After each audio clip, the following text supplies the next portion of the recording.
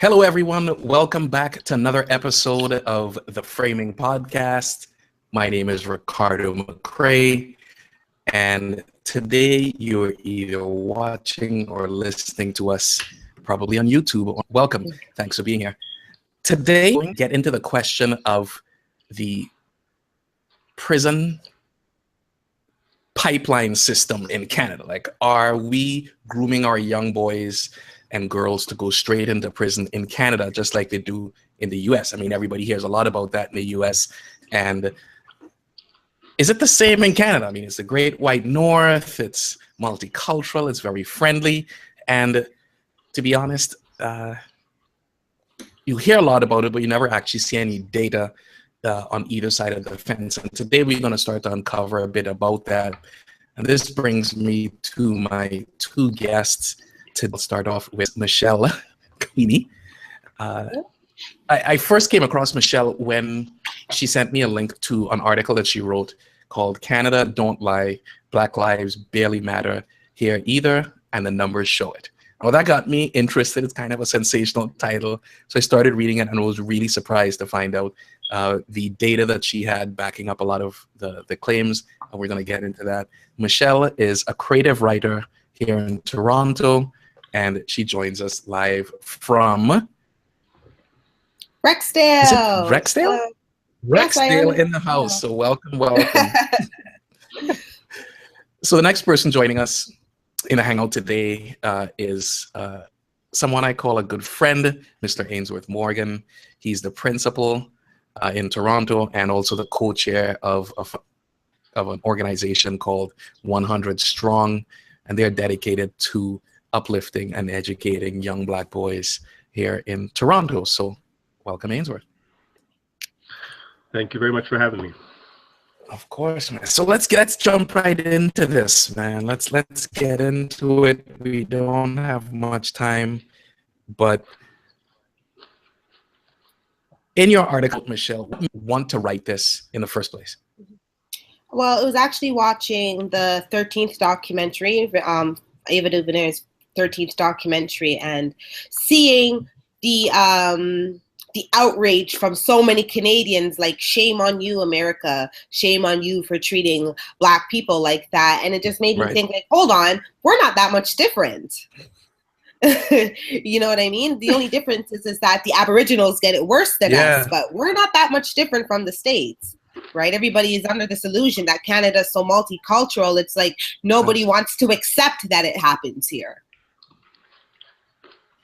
And what did you find researching this? Like, so did you get any data to back this up? Like, what's going on? Well, that's exactly what I started doing. I started looking it up, and I put Black men in prison, in Canadian federal prison, Black men in prison Toronto, and just seeing what came up. And I was actually surprised when this article came up. It's the annual report of the Correctional investigation. I believe it's the 42nd report. So they do these reports yearly, right? So I got to the reading of this report, and the numbers, I guess you could say, if you didn't know this was Canada, you would think those same numbers were talking about the States. Like, it's one and the same, right? Yeah, I have the report up here so everyone can see it. So this is from the Government of Canada, Office of the Correctional Investigator.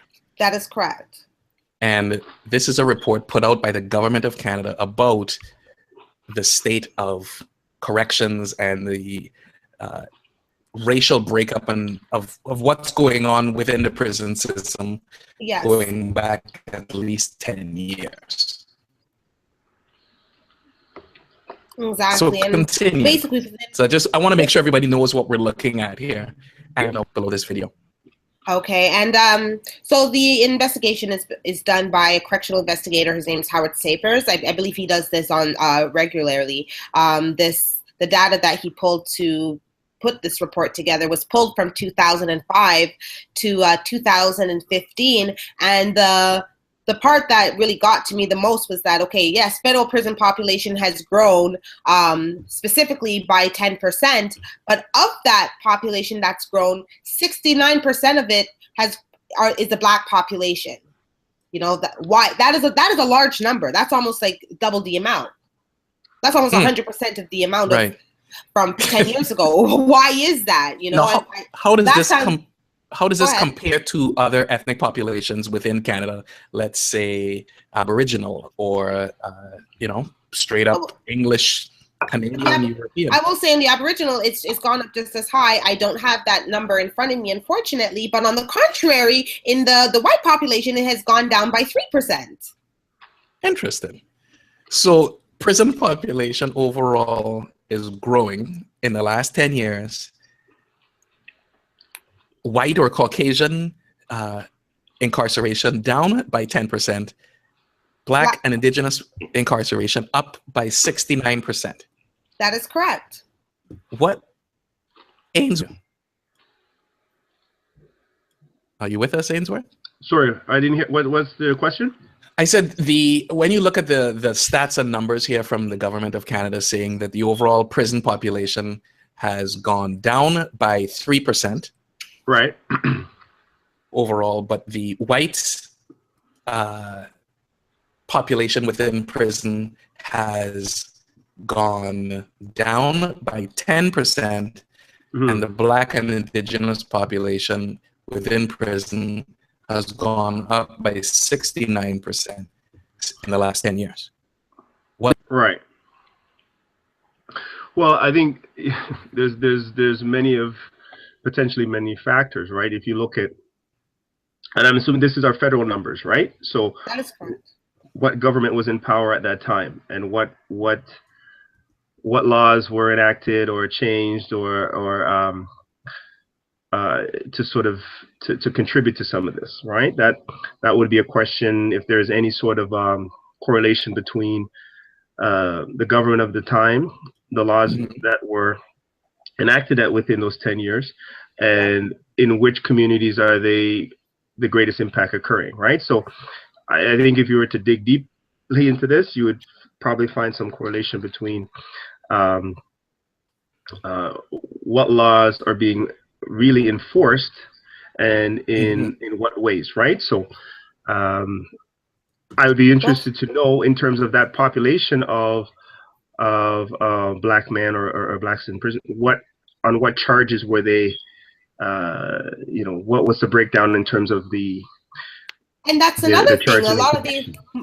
And that's another thing. Majority of these charges are non-violent crimes. In fact, the report blatantly tells you that black men are less likely to reoffend once they have been charged, which boggles me. So if they're less likely to be charged, and all of these charges are non-violent charges, why has it gone up 69%?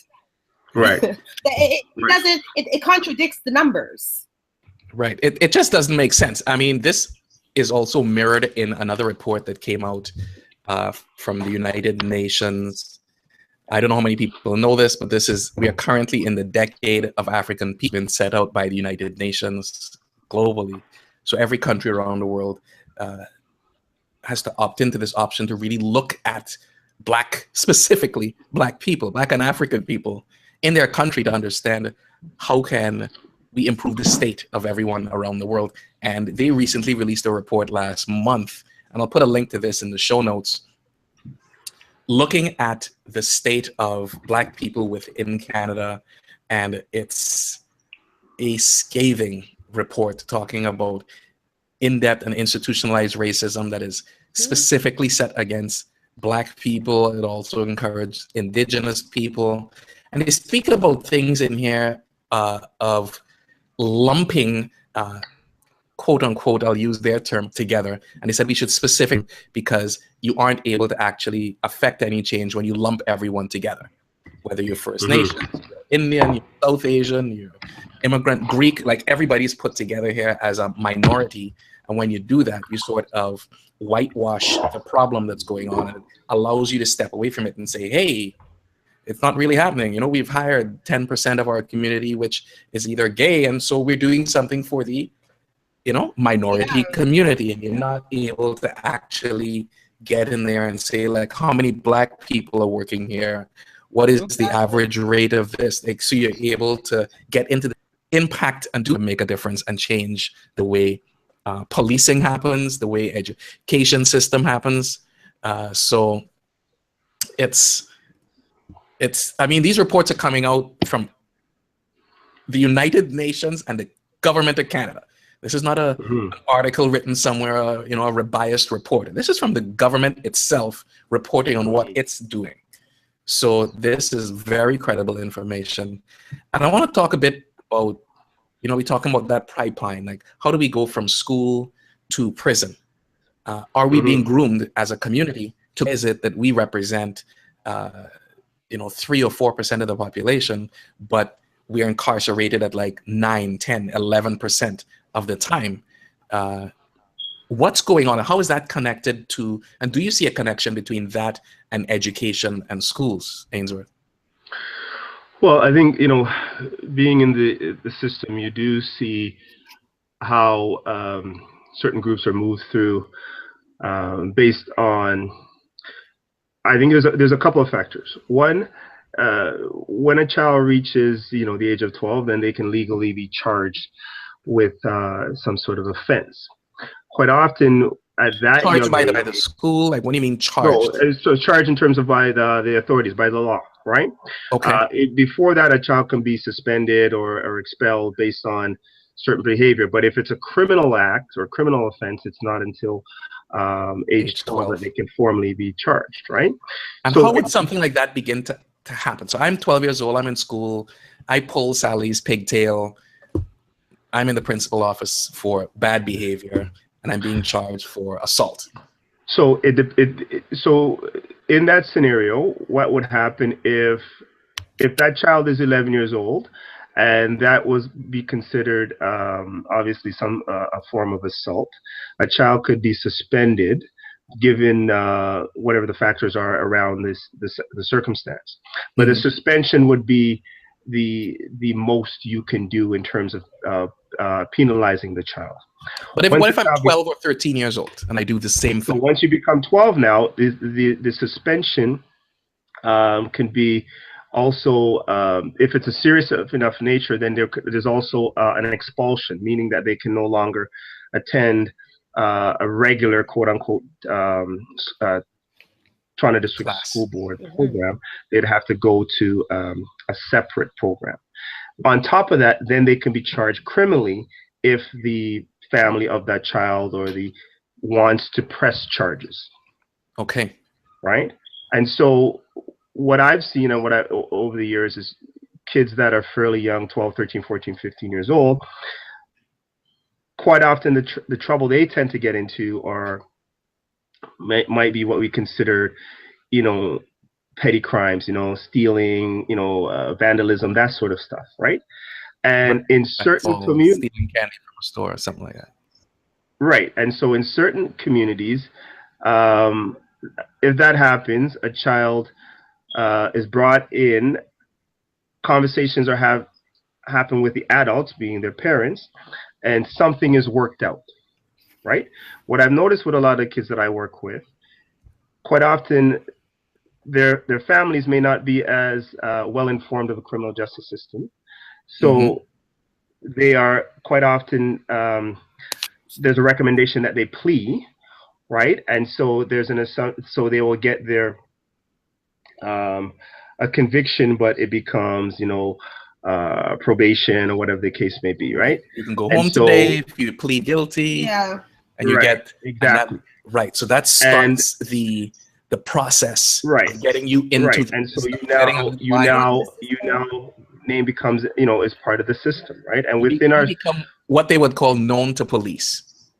Exactly, right? And so the challenge is for a lot of the students now they try to re-enter the school system, right? But quite often they missed a lot of time, and so they are not necessarily in a regular program. So now those that were further behind even fall further behind, right? Wow. And what I've also read in a report a few years ago is that they did a study on the men in particular that were incarcerated, and I think it was upwards to about 70 to 75% had some sort of learning disability. So, right. And that was either never formally diagnosed, or it wasn't until they were in prison that the support that they probably needed a lot sooner was tend to be provided. Available to them at Challenge that with point. that now, and challenge with that now, they have a criminal record. So now you're not well educated,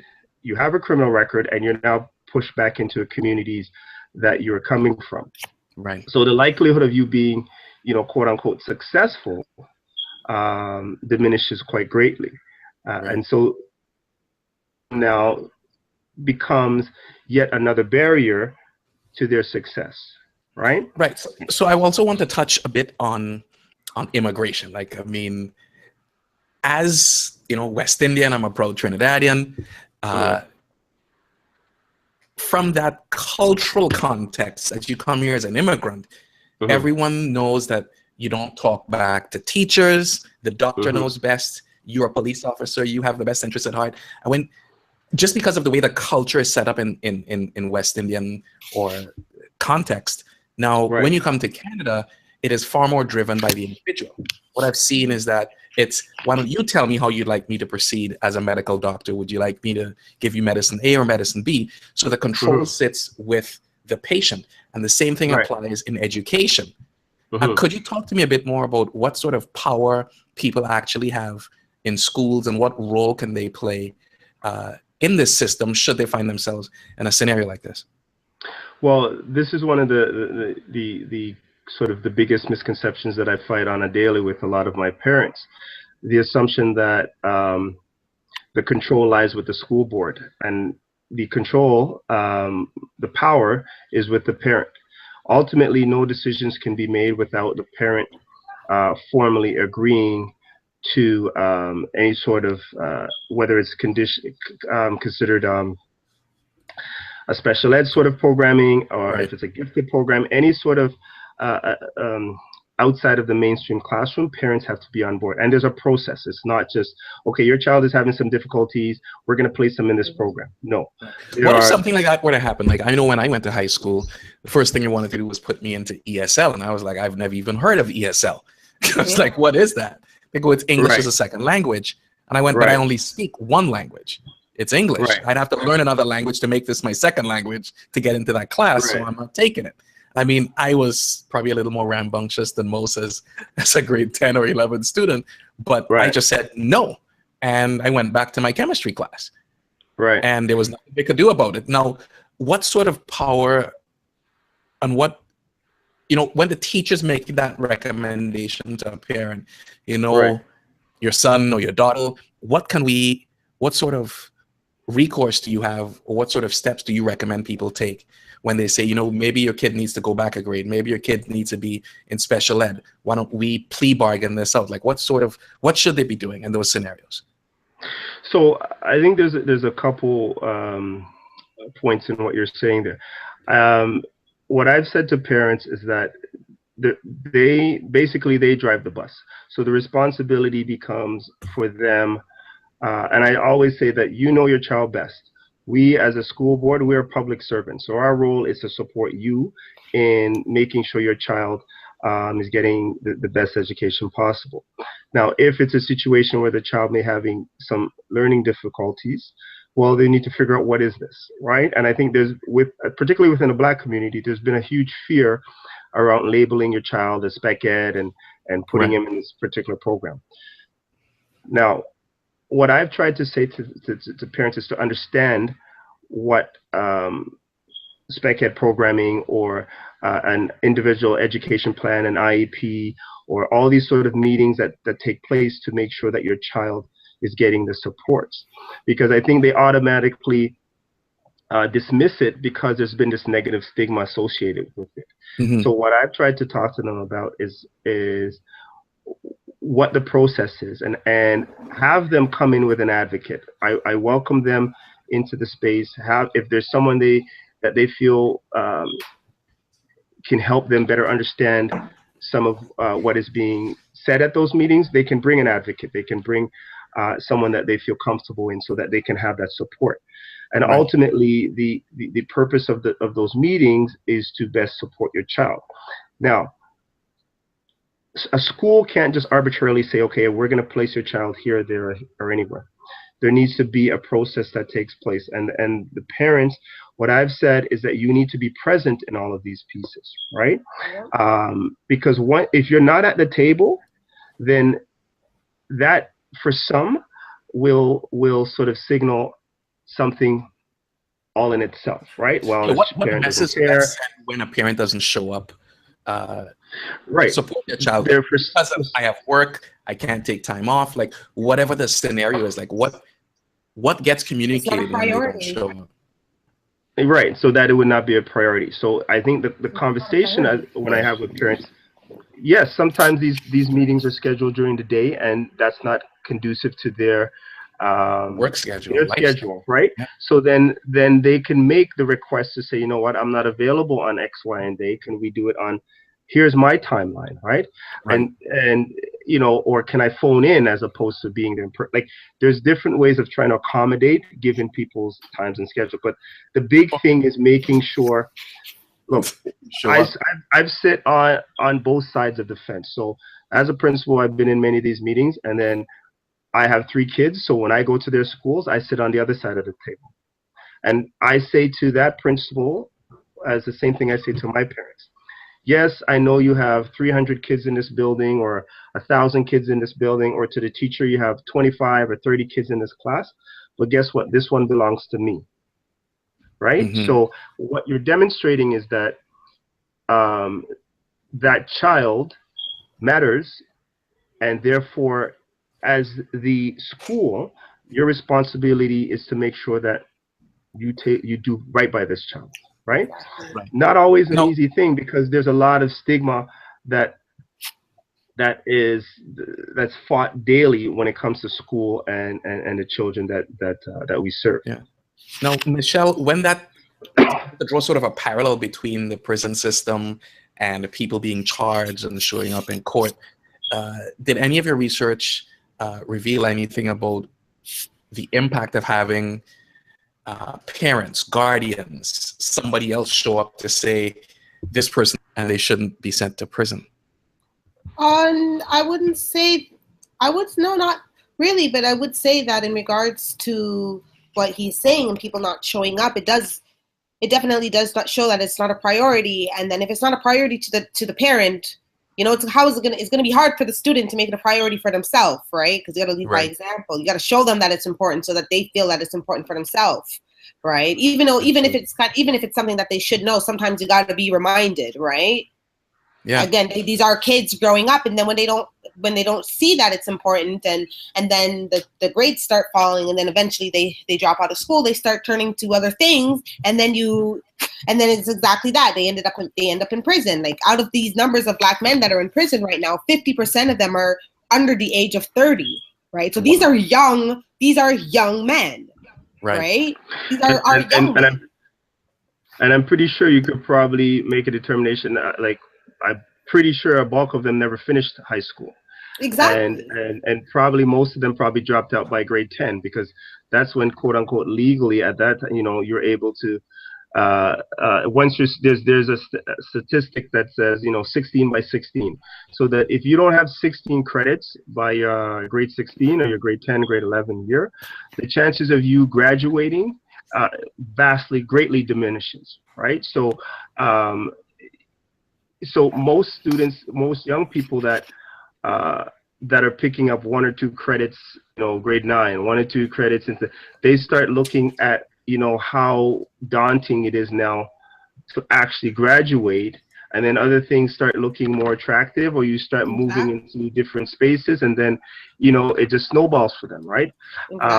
So it becomes a big challenge to sort of engage with those students. That's why, for me, the work I do is with the younger students in the elementary, so they can start letting them know that the path you're setting now is going to influence what happens in grade 8 and grade 9 and grade 12, and whether you go on to post-secondary. And that's a really hard thing to understand when you're 9, 10, 11 years old, right? And so part of what the role is making sure that the parents have an understanding of the impact and the power that is education. Because I used to work with some different students, let's say from more affluent communities. Let's just say right? Let's just say that, right? And what I will tell you, as someone that grew up in Regent Park, worked in Regent Park for a very long time, I know that those kids that are in Leaside and Rosedale and Forest Hill get into the exact same trouble as those kids in Rexdale or Jane and Finch or Regent Park.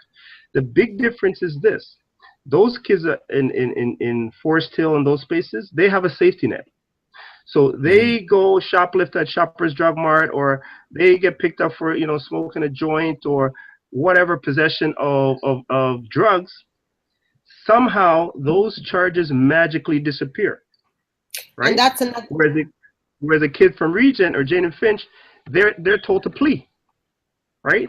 So right there, you're criminalized for the same offense. This child that has less resources, it enters a criminal justice system, and this child over here says, you know what, they have a future, so let's try and figure a way that they stay out of the criminal justice system, right? For the exact same offense. Exactly. Yeah. Or youthful, as they like to portray, the youthful indiscretions, right? So they've done something that is considered, the rite of passage for many, right? But they don't have the opportunity to recover. Their safety net, they don't have a safety net like those that have the opportunity to recover from the similar sort of situation. Yeah. Michelle, you wanted to say something? No, basically, I just wanted to say alongside of that was that, in regards to the men in the prison and all of that, in regards to the age, you have to get them from their young, as he said, in elementary. You have to get them from their young. You know what I mean? They need that guidance. But I believe, by the time you're in high school, even before high school, by the time you're in junior high school, at that point, that is when you're really gonna start finding yourself. Primarily start finding yourself and finding your personality and really seeing who you are and what you want to be in life. You know what I mean? And it's a problem when a black man gets charged for selling, coke, and the white man gets charged for selling an ounce of coke, but the black man is getting 10 years and the white guy is getting off on 2 years of probation, for the same exact charge. Right. And then the other thing you have to look at is the financial situation of both men. For all you know, it's not to say that white people are better off financially or not, but in most cases they are, and they can afford the lawyer, so they don't need the legal aid. And you know what I mean, to get that representation. Majority of these black guys, they don't have that money to be affording the lawyer. You know what I mean? They're taking the legal aid. They're taking the easiest way out. Okay, take the plea and you're free. Okay, I'm just going to do that, regardless, not really thinking about the effect that it's going to have on them in the future. Right. And even if it is a petty charge. That long-term implication. Because they tell us, do the time when you go out, get a job. But when you go and do the job application, what do you see on there? Have you ever been convicted of a crime? you know what I mean? And then majority of the time, that guy is not getting the job. And then what? Yeah, and then that starts this whole sort of snowball effect, which everybody in the community understands also well. And this is how actions and activity at high school and grade school are starting to impact you in young adulthood and adulthood, which is leading you directly to prison. Because in Canada, they're building more prisons, they're privatized, and that means that what happens when somebody goes to prison? Somebody has to pay for that. So this is people, it's a business, and this is how the money gets made. If I own a prison, second queen, I own a prison, so I have 10 inmates in my prison, and somebody has to pay for that. I have to pay guards, food, heat, clothing, telephone calls, legal fees, people going in and out. All of these things have to be paid for. So what happens is I invoice the government for housing these inmates. These are the services, and I believe the numbers here, and I'll find this online. It's something like $80,000 a year per person is what it costs to house an inmate per person. Now, when you have 5,000, 10,000, people in a facility, you could start to do the math and understand that we're talking about millions and millions of dollars a year Invested, per prison that gets created. It's an opportunity. It's like shooting fish in a barrel, so to speak, where you're getting all of this money, and it behooves you to keep people in that system as long as possible, because you keep. So if someone is getting arrested, and these people are then like influencing lawyers and judges and getting laws passed to make sure that more people are aligned to print more and more money. And this is how we are criminalizing Black bodies, and this is how we are profiting. The system is profiting off of criminalizing Black people. And that's it's a business. That's the comparison that we have to the States. The only difference is in the States, when you go to prison, you are forced to work, right? Here for you, when you work, it's I guess you could say it's a choice. But as you said, the prisons are still making money because they have to be able to house and maintain and facilitate for these prisons. It's like you could say that Canada is like the dirty foster parent for prisons, right? They're making money off of the housing. Right, so in a way, you can say they are literally both one and the same, but they're not going to make no money without bodies. Right. So you have to do things to keep. When we look at crimes and stats and numbers, they're consistently falling, but the arrests and the stop and frisk and the criminalization of Black skin is what's driving the population within these prisons. And what's even worse. Sorry, and what's even worse is that majority of these cops are stopping these Black men with the already intent that, oh yeah, he's a bad guy. He's a bad guy. He's a thug. Right. He's a this. He's a that. So they're already going in there with this mentality. They're going in there with a bias. You know what I mean? A bias mentality. That doesn't help either.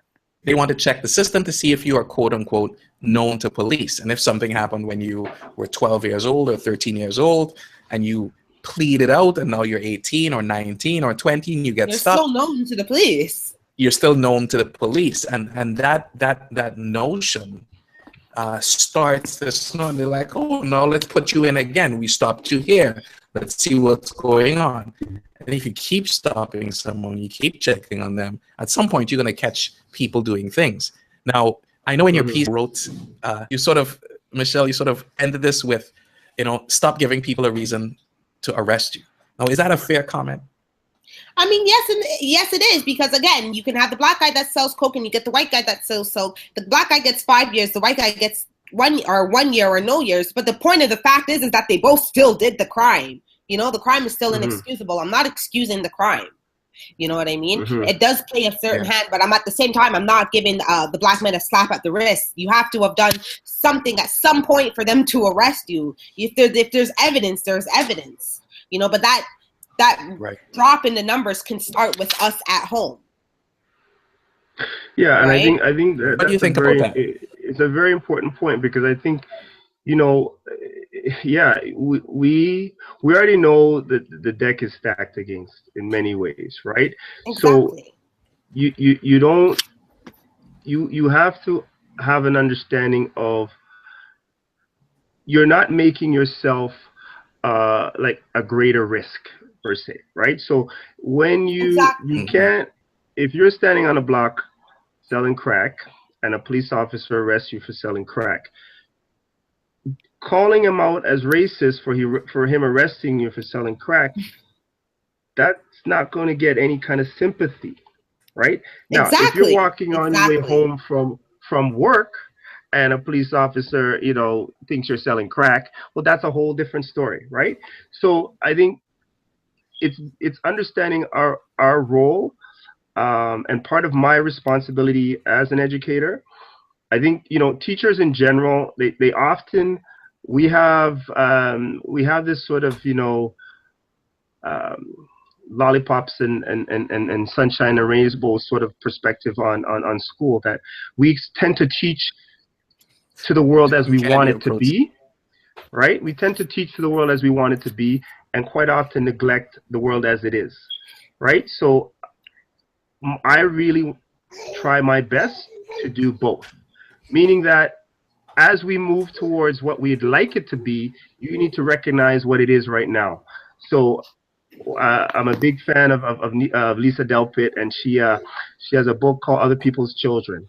And the one line that has always stuck with me in there is that as educators, particularly those that are teaching in communities that don't necessarily look like them. So if I'm a white educator going into communities where it's black and brown students, my responsibility is to ensure I'm giving those kids the tools to function in the dominant culture, right? So not only am I educating you in terms of, you know, reading, writing, and the arithmetic piece, but I'm also letting you understand the social construct of our community, of our city, of our country, right? So they have more of a global understanding, right?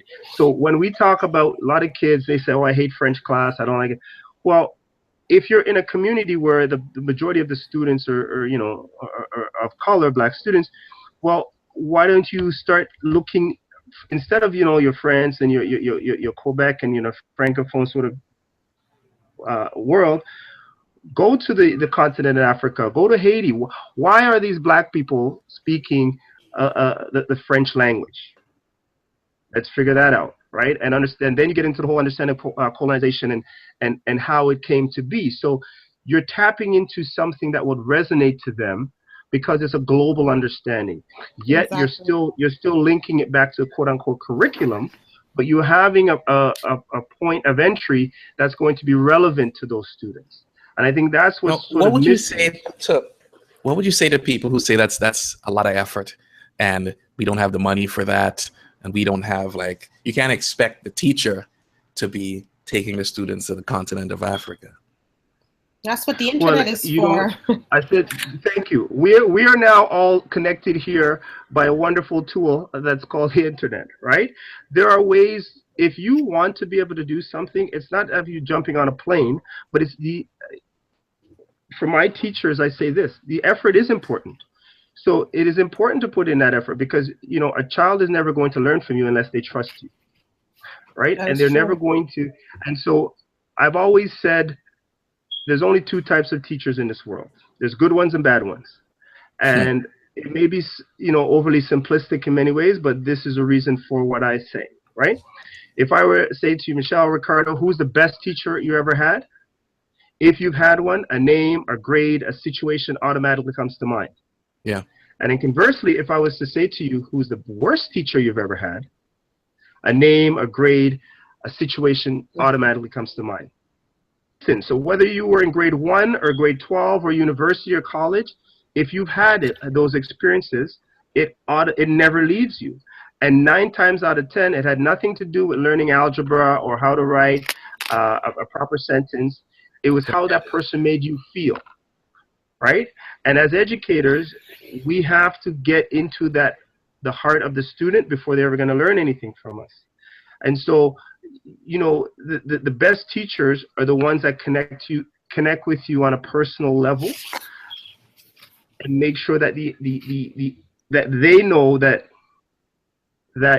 you matter and that you're visible. So when I go to my kids' parents, you know, teacher interviews and conferences, how they're doing in terms of a grade is always a secondary conversation. My first conversation is my child visible, right? Is my child is my child safe here? Do you have a connection to my child, right? Because if all those things are there, the learning will happen. Exactly. Right. So you're focusing more on the circumstances and the fertile soil rather than worrying about the individual seed. The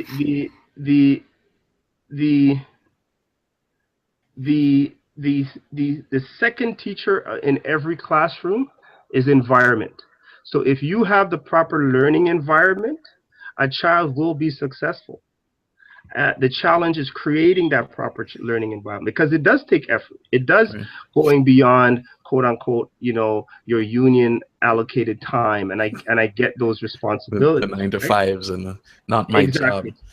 So there's nothing piss me off more than people who turn around and go, yeah, it's not my job, I'm off the clock. I'm like, well, yes. And in some communities, you're going to have to put in that extra effort. Exactly. Right? Because there's years of neglect. And so therefore the effort is, and when I say effort, I don't mean you're coming in there and trying to love them to death. They need to be able, look, it's not about They need to know that they care. Equity is making sure they know how to spell equity, right? So it's not just making sure that these kids feel, are happy to come to stay. Ultimately, they need to be educated, and that's your role, right? And sometimes it's going to be a tough journey, Yeah, I like to talk about the difference between those two. There's equal and there's equivalent. Right. And we have to understand that no two people in the world start at the same starting line to run that 100-yard dash. So when you look at kids, you can say, yeah, technically, according to the union, blah, blah, blah, blah, blah, by the book. But where are you reading that book? And who's, as you say, what are the circumstances or context of that? And understand that if people can't even hear what you're saying and you're reading it in a deaf school, it counts for zero.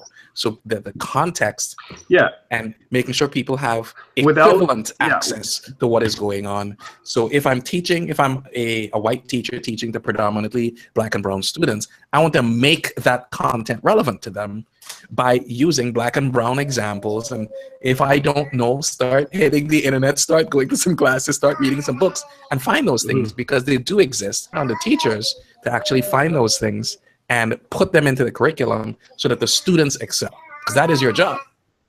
Right, because without equity, there's no equality, right? So we can't have a sort of fair and equal society without equity being in place, because there's many that are starting at a different starting point than others. Some people come into the space with more. Right, so I wear glasses. So because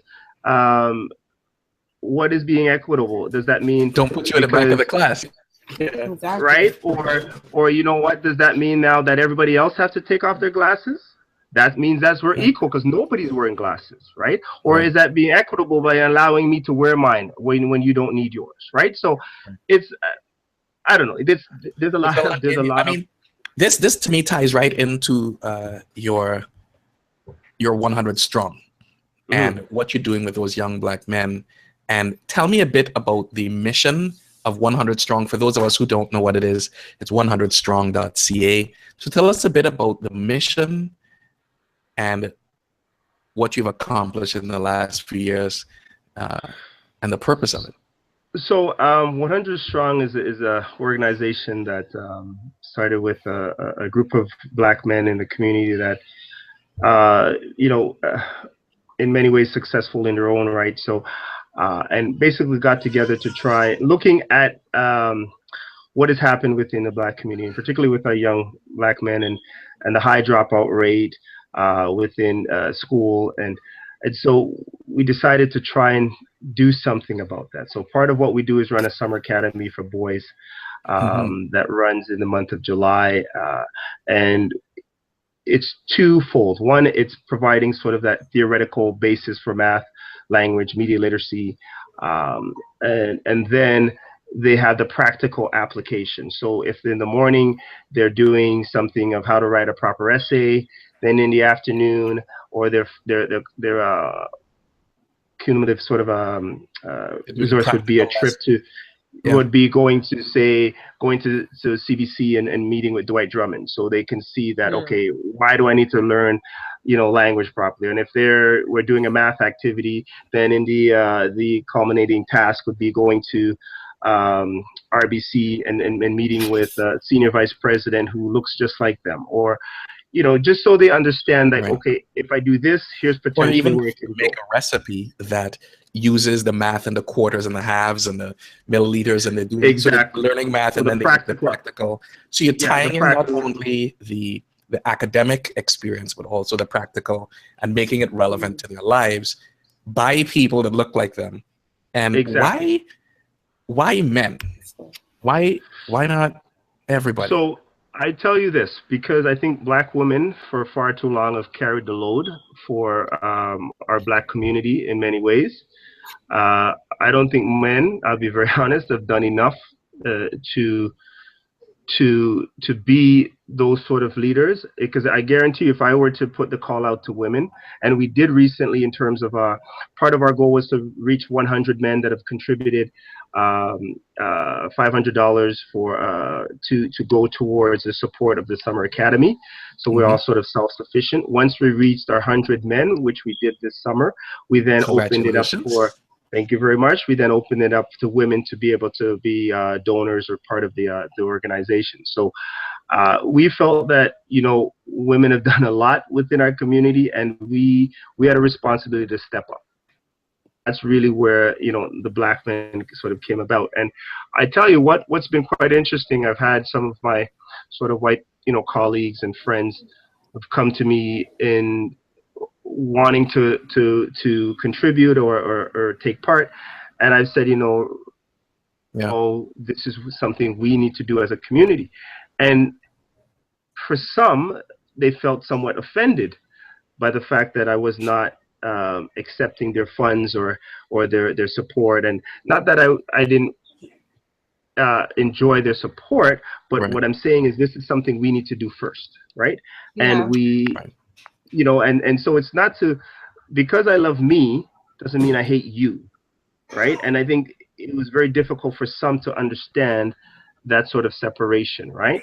But you know, it's you know, we are now in a process of putting in our mentorship part of the program, where we will be connecting with those men and the boys throughout the year in terms of different activities, and having different themes around, you know, education, you know, self-respect, how to play the game. You as Ricardo as a Black man, and Michelle going through society, you have to, how to code switch, right? Just language. So, you know, when you're sitting in a boardroom across from someone that may not be of the same community, you have to speak a different language so that they have to understand. As opposed to you're adapting, right? You're code switching, right? You're adapting to the environment that you're in. And for a lot of young people, there's a lot that we do that is innate to who we are, but we don't qualify it in a way that really makes sense to young people, because we just do it naturally, right? So it's important that they understand that that's a skill, and that if it's a skill, it can be taught. And so that's part of what the our program is about, giving them those tools to function in the dominant culture. Got you. That's actually brilliant. And, you know, full disclaimer here, I have supported Ainsworth and been part of 100 Strong for a number of years, and it's so in line with, you know, the way I live and what I believe, which is taking the actions to get the results, and doing it from, oh man, my little son's there. Taking the actions from within the community. Like, we have to start helping ourselves. I was on a plane, if, you know, there's a loss of pressure, there's a mask that comes down, put yours on first. After you put yours on, put one on to your baby. And it's like taking that sort of approach to our community and saying, we have to start helping ourselves. Nobody's coming. It's not anybody else's responsibility to really step up, get the education, get the support. Something is going on. You know, somebody in your community, in your families, you know, gets charged. Make sure that you go out there and support. Don't just back away. You want to be like, hey, this person matters, because time and time again, we see that because nobody shows up in these scenarios, that the system performs very well at processing our community. And we know that there's bias, and unless we stand up and start to resist against that, the system works extremely well at processing everyone according to the system, and it's very, very legal, and the way that it's done. But it's and it's holding the powers that be accountable. And trust me, I have numerous conversations with parents on a daily, and a lot of it, you know, at times is not always pleasant, because they're coming. So you would assume, and people make these assumptions, right, that because I'm a Black person, that automatically, by pigment alone, we're supposed to automatically vibe and get along and have this natural sort of understanding. And what I've said to people, that only goes so far. You still have to earn the trust of the community that you serve. You still have to perform at a level that's respectful to the community that you serve. So it's not an automatic, right? Because I think also in education and in a lot of other places, I'm sure in your daily, Ricardo or Michelle, that that there's this assumption because you are of color, you're a black person, that another black person is going to have the same sort of understanding or lived experience as you do based on pigment. Which and is they don't not make likely. that kind of, exactly. They don't make that sort of a assertion for any other community. And so you often have to fight against that to be able to be considered an individual, but knowing that ultimately you're going, whether you like it or not, you're going to speak for the masses when you're in a room of the other, right? And that's not always an easy position to be in, because you got to straddle some very challenging worlds, right? Right. This is what you're talking about here with the code switching, like being able to jump from within one culture into another and be able to function and have that affect that system, so it gives you the things that you want from it, not just go along with the drift of what they expect from you. So I think that's a great place to wrap up our podcast today. I know we can keep going all night. This stuff I could talk about all night. we will definitely have to do a round 2. Yeah, we definitely got to do a follow-up for sure. For sure. We'll schedule something out. But I wanted to let everyone know, if they wanted to get in touch with Michelle, you can reach her on her blog, and it is Queeny Writes. And links to all of this will be below this video on YouTube and as well on Facebook. So just go down there, click the link, and you'll get right to Michelle's. Connect with you on Twitter? Most definitely. You can connect with me on anything at Queeny Writes. Facebook, wonderful. Queeny Writes, Instagram, Queeny Writes, Twitter, Queeny Writes. So let me get this. Queeny Writes. Queeny Writes. Everything is Queeny. It's Queeny Writes. Very simple. I like it. Nice and consistent. And Ainsworth, where can people get in touch with you if they wanted to, or even chat about? Facebook is just, I'm not the Twitter guy. I'm not the Snapchat guy. I'm not the Instagram guy. So Gmail, Morgan Ainsworth at Gmail, or they can find me 100strong.ca, or at on Ainsworth Morgan, just on Facebook. Those are the 3 main spaces right now. Wonderful. Thank you so much, everyone, for joining me. Ainsworth and Michelle, thank you for being part of the Framing Podcast. No problem. You're welcome. There's much needed discussion. And what I'd like to do is let everyone know a few things about us. You can connect with us right now on our website, theframingpodcast.com. And there you'll find upcoming shows and an archive of everything we've done, so you can listen and enjoy every podcast that we've done. And I want to say thank you for being part of this. And if you do have comments or questions, you can reach us. You can reach me on Twitter at Ricardo McRae, and let me know what you think. Like, post your comments below this video. I'd love to hear more and continue this conversation. So thank you, everyone, for watching and listening, and we will see you next time on the interwebs.